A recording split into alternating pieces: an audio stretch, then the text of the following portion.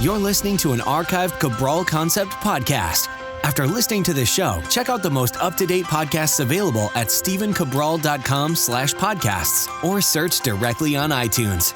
And now, welcome to the Cabral Concept, where board-certified naturopath and integrative health practitioner Dr. Stephen Cabral shares how he was diagnosed at the age of 17 with a life-altering illness and given no hope for recovery. It was only after studying and traveling all over the world did he discover how to combine ancient Ayurvedic healing practices with state-of-the-art naturopathic and functional medicine to fully rebalance the body and re-energize it with life. It's time to discover how to get well, lose weight, and finally feel alive again. And now, here's your host, Dr. Stephen Cabral. I'm very happy to have you here today on this Motivation and Mindset Monday. This is a show I've actually been planning for probably like 2 months or so. It was requested by a couple of our listeners a few months back, and I said this is a great topic, and I just kind of put it in my show notes. Well, I saw it as I'm planning for my shows this week, and I really wanted to bring it to you today, and I'll tell you why. So today's show is about how to ease into your day with less stress. And I'm telling you, when I implemented this one thing, I started to get more energy. And it was really strange, right? Because I didn't do anything. I didn't supplement with anything extra necessarily. What I was doing was I was allowing for me to keep more of my own energy. So what it means is if I'm not immediately starting the day like a firecracker, totally under stress, that I'm not giving out my own core energy, right? In traditional Chinese medicine, they call it qi. In Ayurvedic medicine or yoga, they call it prana. It's always been known that we have this life force inside of us, basically our juice, our energy, our electricity, and we can't always be just giving that out without being very cautious of when we're going to give it out, when we're going to take more energy back in. So what I started to do, and this took quite a while, but what I want to do is I want to share you my now very successful morning routine that I've been doing for about 2.5 years. It hasn't changed that much, believe it or not. I experimented with, and I will share many of those things now today, a lot of things that didn't work for me. So I think what you're going to find right now is one person's morning routine, but an overall theme that you can kind of copy, and then you're going to find that as long as you give yourself the time, and that's a big part of today's show, that you're going to then be able to tweak it for yourself. You're going to find out what's perfect for you, because I am a big believer in bio-individuality. It's really hard to pinpoint exactly what type of medicine I practice, but if you could pin it down to one thing, it's bio-individuality. I look at every single person, and then when they come into my office or I speak with them over Skype or whatever it might be, as I'm writing up a protocol for them, I say, where's this person at now? Like, what are their genetics? Great, but where are they at right now? And how can I help them to rebalance their body? And once they're rebalanced, once they're them again, I can then help them from a longer maintenance standpoint. So it's all about bio-individuality. Today, the same exact thing applies, and what I want you to do is model what I do, because it does work, and I've given it now to hundreds of people that I personally work with and share these strategies. And I want you to have these same great results. So whatever you're doing right now, check it off against this list, see if it matches. If you're already doing great, then keep going. Nothing wrong with that at all, as long as you are not burning yourself out. So I created this to deal with the burnout that I suffered from, like true adrenal fatigue, true Addison's disease, true central nervous system burnout. That's basically what it is.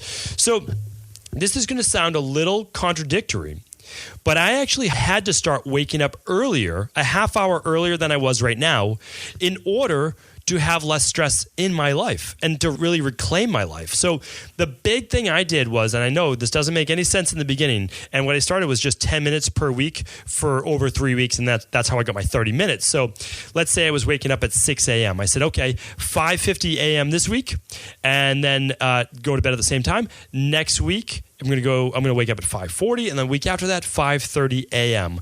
So if you haven't listened to my shows on how to completely revamp your sleep cycle, you have to do that. I mean, really being able to sleep through the night, really getting to bed and falling asleep within 10 minutes of your head hitting that pillow is mandatory. So if you didn't hear previous show, you missed out. I'm telling you, there were some good shows on that. But just go to stephencabral.com/podcasts. And if you're on a Mac, just press Command F. That will allow you then to type in sleep into that little keyword thing. And what you can do there is you'll only find words on that page. And that will allow you to look at all the previous shows on sleep. We'll try to link them up in today's show notes. So we'll do our best, right? So go to stephencabral.com/352 and you will actually see previous podcast on sleep as well. So you have to get that right.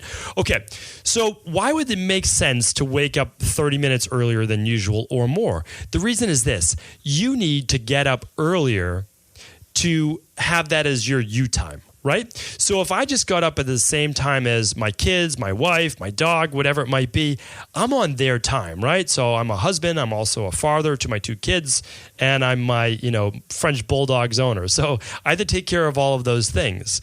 But I needed more time for me. I didn't want to just start my day kind of like already, as they say, putting out fires before I even went to work.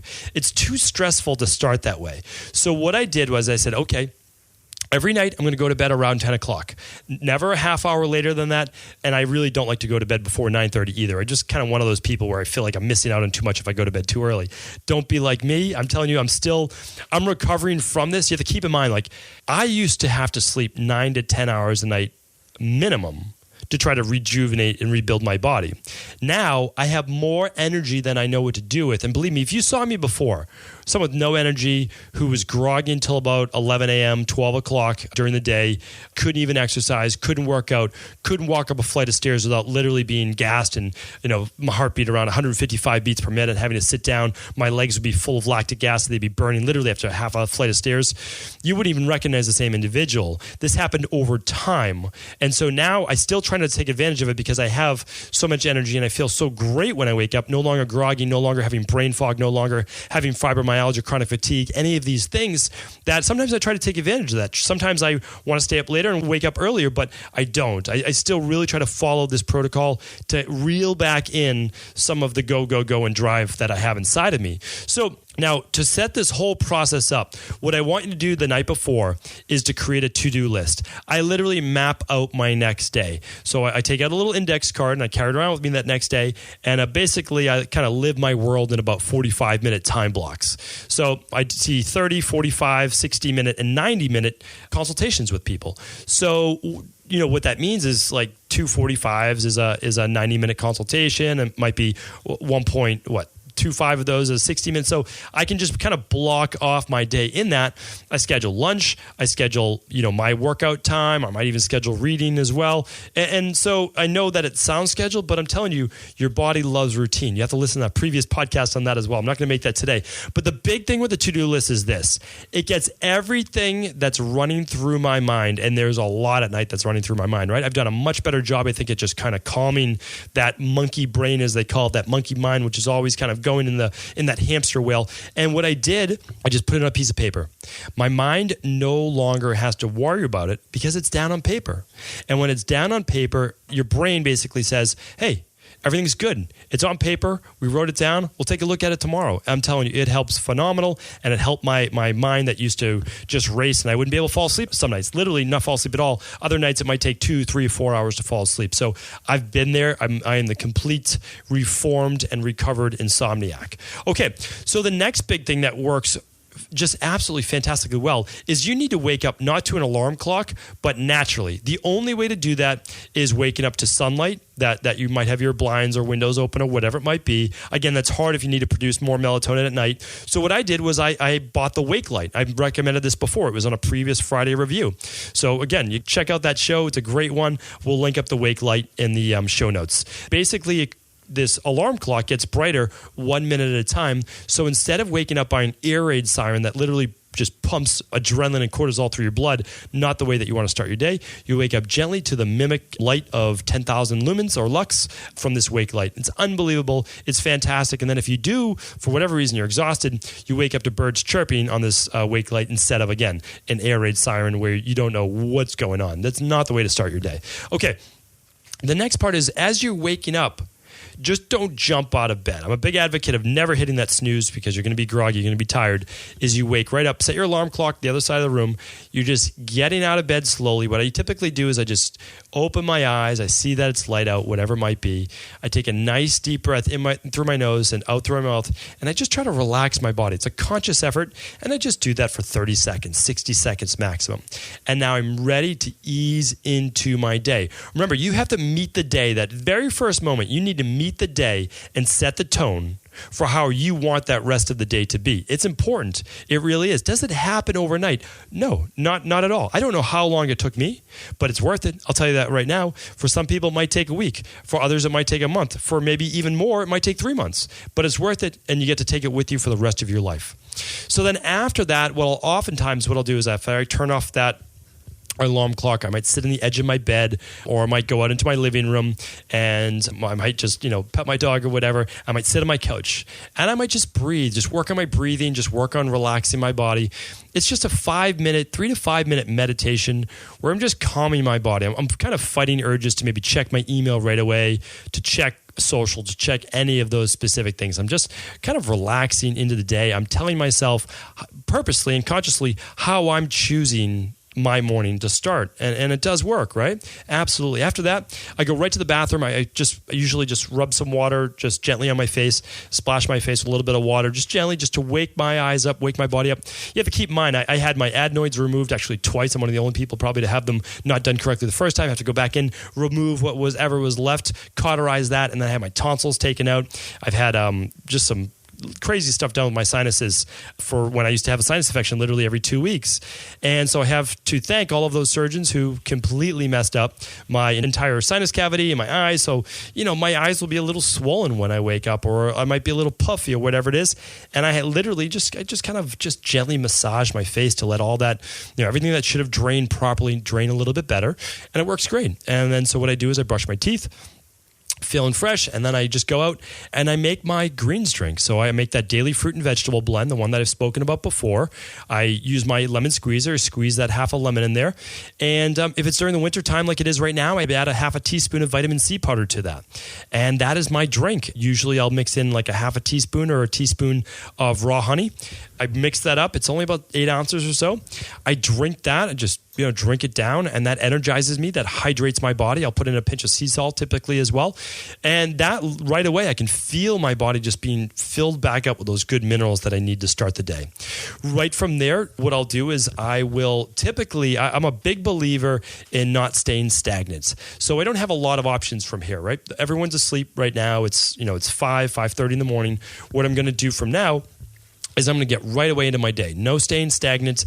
I shave, I get right in the shower, and I like to say I'm going to be prepared right away for the day. And I try to even do this on the weekends too.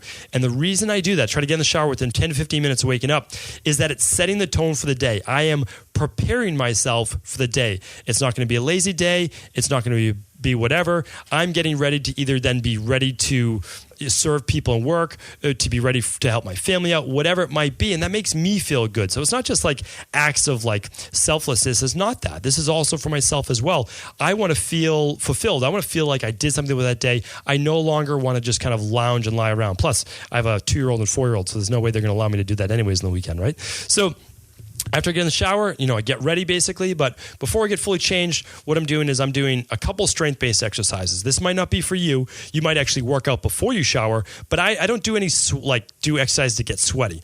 I'm doing a set of push-ups, a set of squats, a set of pull-ups, maybe some core work in there as well, like a plank or something like that, or a boat pose.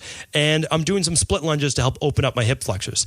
I do this for a very specific reason. I'm going to tell you that in just 2 minutes at the very end of the show. These exercises right here wake me up. They boost oxygen in my body. They get my blood pumping from my legs back up to my upper body and vice versa. And it increases endorphins. So it allows me to then be primed for the day. And I'm going to talk about that at the very, very end. This is something I've actually been doing for a very long time. And when my body was totally worn out, I could hardly do any. All I did was one set of push-ups, and I did it for maybe 15 reps, and my muscles would be shaking. I'd be burning, and I wouldn't feel good at all. But now, it's easy. I mean, I can do lots and lots of reps without sweating. And it just, like I said, it's just to set the tone. It makes my body feel good, makes it feel strong. And it's not my workout for the day. One set of each, and it's just to strengthen the body. It's really just to work on my posture, to open up my hips. It works great. After that, I'm making my smoothie for the day. I'm having maybe some oatmeal.